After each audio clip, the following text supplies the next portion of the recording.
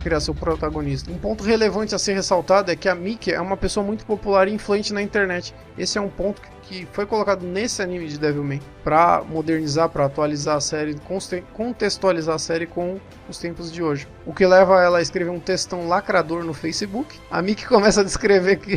Caralho. A Miki começa a escrever que se ser um Devilman ou um demônio é ser igual a Akira, então ela é um Devilman também. Essa cena foi conduzida de uma maneira muito bacana, porque ela ocorre ao mesmo tempo em que o Akira está se opondo a essa multidão raivosa que eu acabei de citar. Enquanto a Miki escreve e narra o que está escrevendo, temos os acontecimentos com Akira, enquanto os comentários e as reações dos internautas à postagem da Miki aparecem ao mesmo tempo na tela.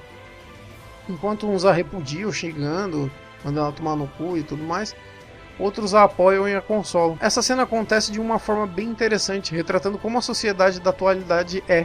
Um monte de gente dando opinião em um assunto que não entende. Além disso, a maneira como o texto dos comentários aparece de maneira rápida e brusca, surgindo na tela, tendo como fundo as atitudes bondosas do Akira, servem para mostrar como a sociedade e a questão da informação estão hoje. Temos um cara que claramente está fazendo uma ação benéfica, mas por supostamente aqueles que ele está protegendo serem demônios, existem inúmeras pessoas condenando, xingando e querendo a morte dele. E da Miki, principalmente, porque afinal é ela que está escrevendo. Como a Miki está defendendo alguém que em teoria é maligno, ela merece ser rechaçada com agressividade absurda. Segundo os internautas que comentam na postagem dela, aqueles que criticam negativamente sequer param para entender seu ponto de vista.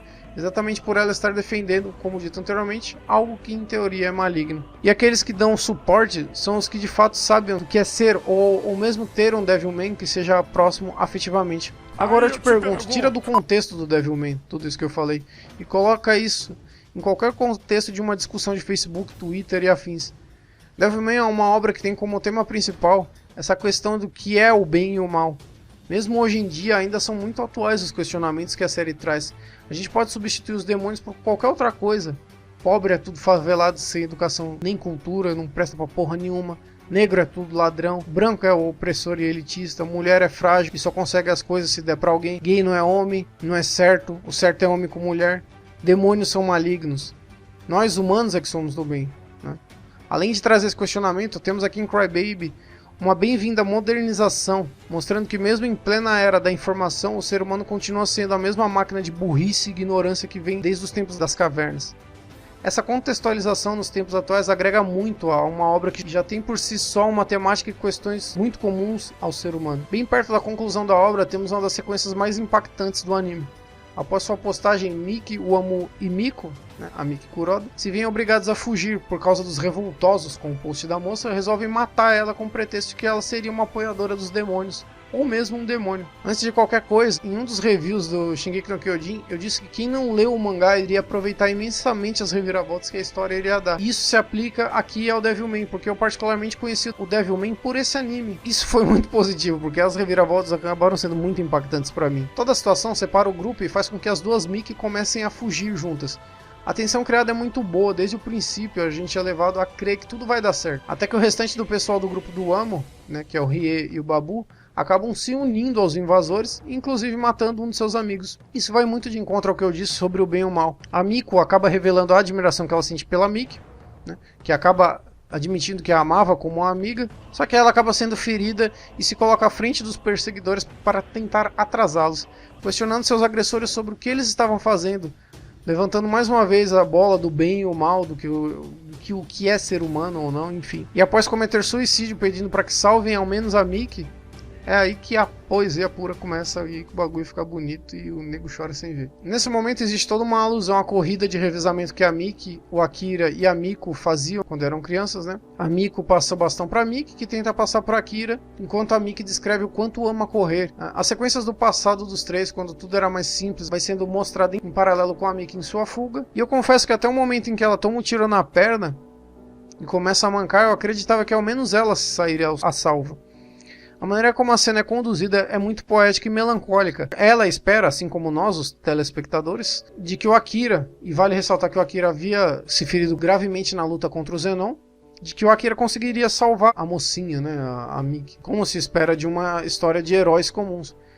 Só que Devilman não é uma história de heróis comuns. O Amo, que propositalmente não teve o seu destino revelado, aparece no banco de passageiros de um carro, mas era apenas o corpo dele. Ele já tinha ido pro brejo, tava cheio de faca nas costas, tava lastimado o negócio ali. Nessa cena, a série nos coloca nos olhos da Mickey e também no papel do espectador. O pouco de esperança vai se esvaindo juntamente com as últimas notas do piano, até o momento em que a Mickey recebe um golpe fatal nas costas, e com o desaparecimento gradual da última nota do piano, a gente tem um grito da Mickey quase que ensurdecedor.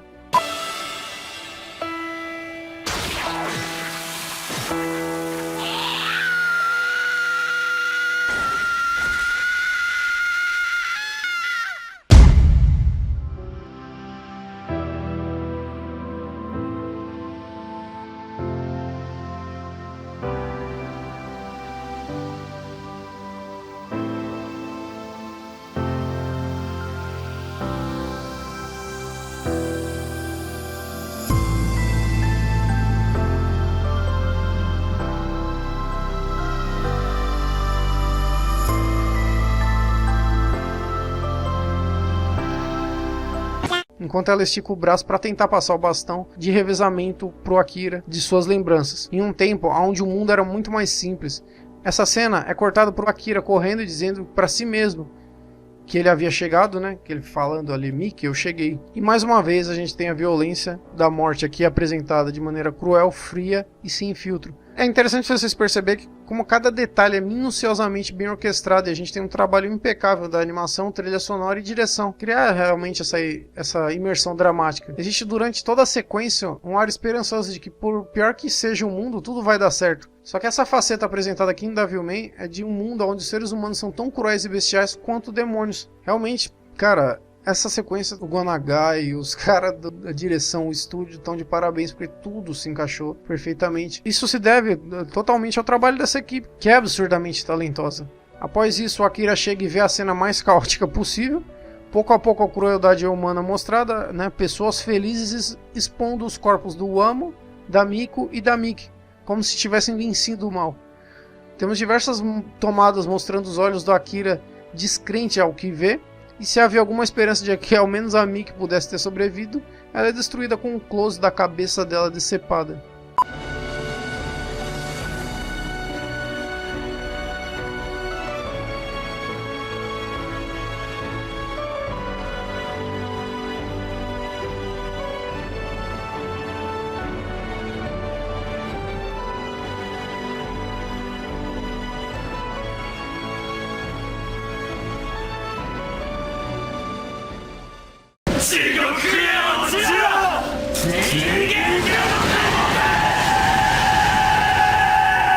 Em meio a isso, Akira dispara vocês, que são os demônios, pro inferno mortais, eliminando todos aqueles que assassinaram seus amigos e o amor da sua vida. Primeiramente, aqui a poesia é abandonada, né? Aqui a gente tem uma cena realmente cruel e visceral, quase que literalmente, né? De humanos com pedaços de outros humanos dançando em frente a uma casa em chamas, é coisa leve. Somos os olhos do Akira nessa cena e depois somos levados à ótica do espectador. Mesmo quando temos seus olhos cheios de lágrimas e seu desespero em ver tamanha monstruosidade, é cru e direto. Nada aqui é minimizado. Exatamente para dar o peso do que é para o protagonista ver essas pessoas tão importantes em sua vida sendo dilaceradas. No âmbito filosófico, a frase "vocês é que são os demônios" é a última constatação pro Akira de que a humanidade é tão desgraçada quanto os demônios que ela diz combater. Nessa sequência a gente tem a definição básica do que é Devilman. O ser humano é uma criatura tribal em seu instinto mais primitivo. Quando temos o pessoal do Wamo traindo seus amigos e os matando, é basicamente aquele desejo primal do ser humano de estar do lado certo, mesmo que o lado certo seja o mais cruel e distorcido de todos. Demônios são do mal e humanos são do bem. O diabo é quem tenta o homem, né? E isso é o que prega a moral cristã. Ao menos é o que o senso comum tende a interpretar. Mas o mal está dentro do ser humano. O que torna uma criatura boa ou ruim são suas atitudes. Não está do lado do bem, do teórico bem, né? Quantas são as pessoas que eu ou você, enfim, acaba conhecendo e dizem pregar ou seguir coisas boas, mas têm atitudes monstruosas. Afinal de contas, o inferno são os outros. O ser humano, ele sente a necessidade de estar do lado certo, entre aspas, né? Mas muitas vezes não faz o que é certo. É mais fácil culpar o demônio do que a si mesmo, sua própria fraqueza como um ser mortal. Porque foi o demônio que me fez ser ruim, né? Além disso, a faceta comportamental que essa cena e ao longo da série é abordada, como eu já repeti inúmeras vezes, é a covardia do humano nos faz colocar um grupo sempre como errado. Porque nós somos os normais, né? Esse medo, essa covardia humana que faz com que o Rie e o Babu acabem traindo seus amigos, temendo ser taxados como demônios, né? Ou seja, do mal. O medo do mal nos aproxima mais dele do que qualquer outra coisa. Caracas. Porra! O episódio encerra com a música Konyadake, como disse anteriormente, é cantada por Takio and Tavito. É uma balada bem romântica, mas que tem na sua repetição excessiva um certo tom de demência e melancolia, de alguém que sofreu uma perda traumática. Talvez aqui seja até proposital para ilustrar o que o Akira acabou de presenciar, mas que mesmo assim tenta manter o sentimento de amor vivo, mesmo que uma última vez em sua lembrança. A própria letra da música ela acaba evocando esse sentimento de perda, né? Aliado a isso, a gente tem a cena do Akira com a Miki andando de moto, o que pode ser interpretado sim que entre um acontecimento e outro do anime, ambos possam ter de fato se envolvido afetivamente, né? E acaba por aumentar o peso da perda do personagem, tanto pro Akira quanto o peso da perda da personagem Miki, né? E aí que a gente chega ao episódio final de Devilman. Se prepara.